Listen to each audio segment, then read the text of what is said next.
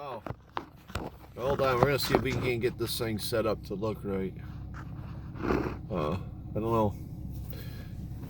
This is not working here. Hold on. There we go. You can see me now. Good morning, everyone. This is Lewie again. We're gonna start out today's video with a history lesson, and I want to show you how history is starting to repeat itself. Okay? Back in the 1850s, slavery was the law of the land down south. Let's face it, this is not one of the best parts of our history. In 1860, President Abraham Lincoln, a Republican, was voted into office, and that upset the southern states because his platform was based on getting rid of slavery. So time goes on, and it isn't long after the southern states start to secede from the Union, and it's over states' rights.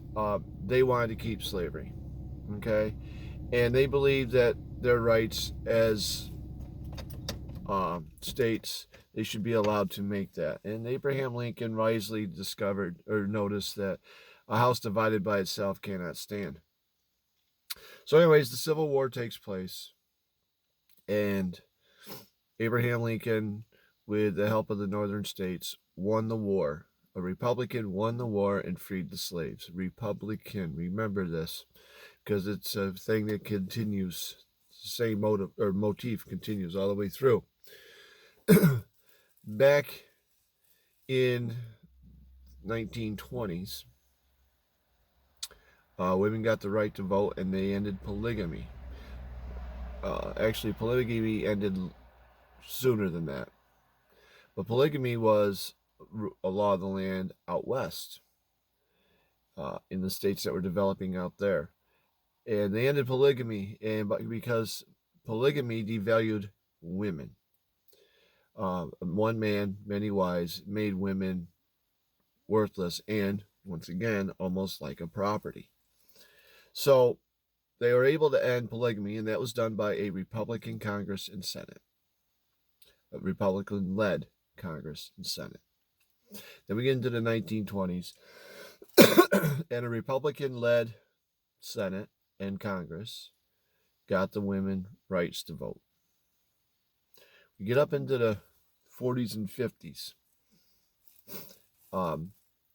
Blacks are given the right to vote. I'm not sure when they were given the right to vote. Let me say that. My history slips out of my head when I get tired, and I'm very tired. I worked a full night last night, so you have to bear with me. But anyways, blacks gained the right to vote. I'm not sure if it was a Republican or Democrat-led Congress or Senate. I believe it was Republican. I could be wrong. But it was stated by a Democrat president, and I can't think of his name. This is the glorious part of my whole freaking lecture here. He stated that, go ahead and give the blacks the right to vote, and I'll make sure they vote Democrat every time. And that's when he started making welfare easy for them. He started taking the men, the fathers, from the homes, and it just continued on and on and on. And they got a little slicker about how they were doing it because of different things. However, back in the 50s, there were poll taxes that people had to pay, which were discriminatory. So the Republican Congress and Senate and President got rid of poll taxes because they were discriminatory. Then we move on and on. Now, the thing is, throughout history, the Democrats have always vowed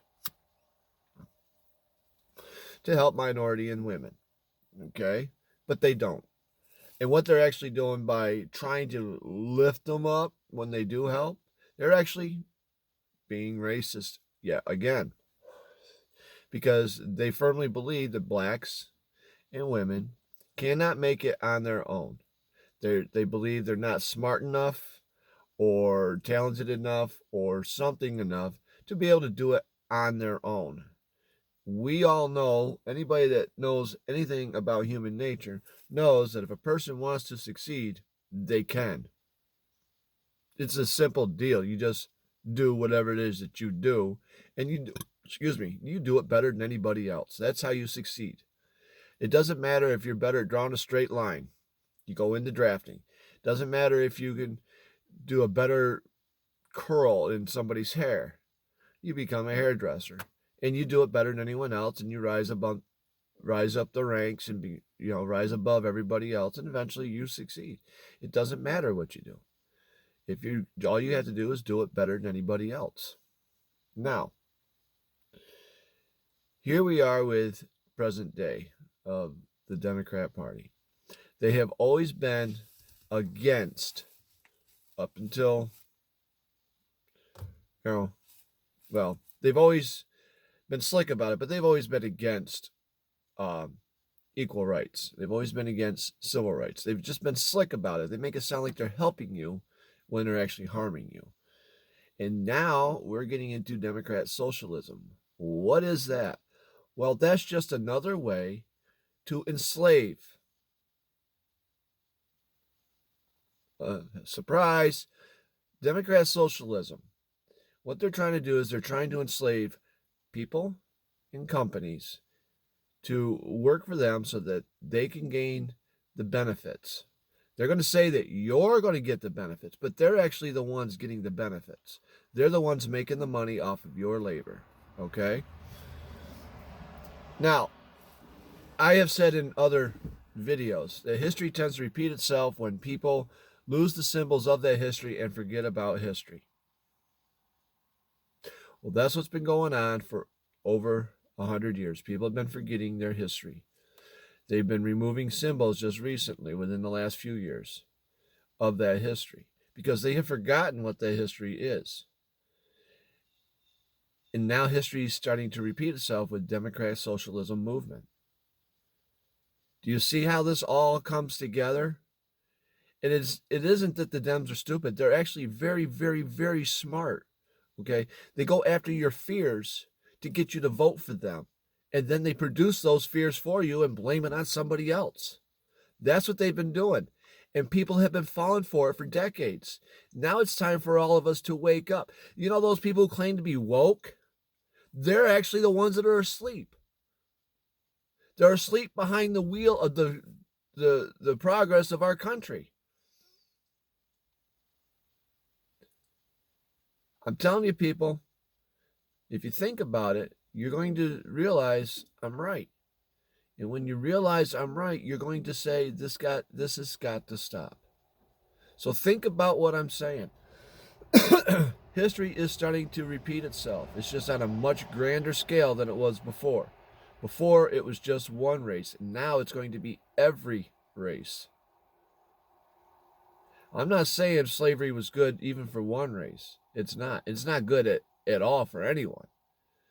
But when you have an entire country that's enslaved, now you're looking at being like Russia was all the way up through till the 80s. Communism didn't work for them. And that's exactly where we're headed. Communism. Communism, socialism looks great on paper. It does. But as long as man has the instinct of greed, greed is an instinct that ensures each individual's survival. Greed makes you desire everything you can get. You want more and more and more so that you and your family can survive. It's an instinct. There's nothing you can do about it. There's nothing wrong with it. If it wasn't for greed, half these people probably would die of starvation. Okay? But the thing is when you're being controlled by government officials who have the same instincts you have, guess who's going to have the power to take? And guess who's not going to have the power to take what should be theirs? Doesn't take a genius to figure this one out. Government officials will have the power to take anything they want, and you won't have any power to take anything. And then that's where your bread lines come from. And the government's going to say, oh, look at what we're doing for you. We're giving you bread lines. Well, think about this for a minute. You can go to the store right now and buy bread without having to stand in line. You can go to the store and buy food right now. Once the government takes control of everything, you won't be able to go to the store as you do right now and get the things that you want and need. you're going to be waiting in line for the free handout because you're not going to have any money to go to that store. Not going to have it. Keep it in mind. This is my prediction: is if this country continues to lean towards the socialistic ways, you Democrats who want it, you're hurting yourselves as well as everybody else. Have a good one.